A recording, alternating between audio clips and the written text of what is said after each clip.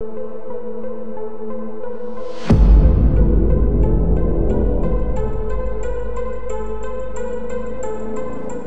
केबे ना केबे अनुभव करिथिबे हठात निद भांगिबा परे शरीर हलचल होई न थाए।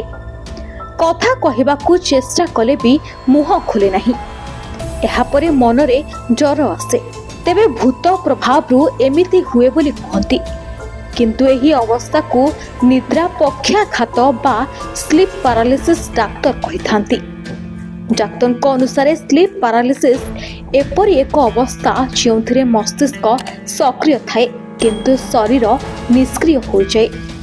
एही कारणरू निदरू उठिबा परे जणे व्यक्ति किछि समय चलप्रचल किंबा कथाबार्ता करबाकू समर्थ हुए नहीं।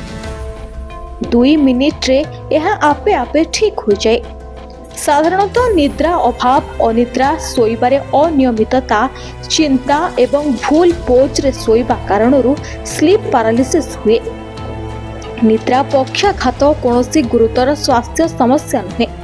यह जेकोसी व्यक्ति सह होई पारे। आम शरीर गभीर आराम अवस्था को चली जाए, जहाकू रैपिड आई मूवमेंट स्लीप कहती। एही अवस्था रे शरीर आराम करुथाए एवं मांसपेशी गुड़िक अस्थायी भावे निष्क्रिय होइथाए। जदि एही समय रे हठात निद भांगी जाए ताहाले मस्तिष्क शरीर को संपूर्ण नियंत्रण करिपारे नाही। फलरे निद्रा पक्षाघात हुए।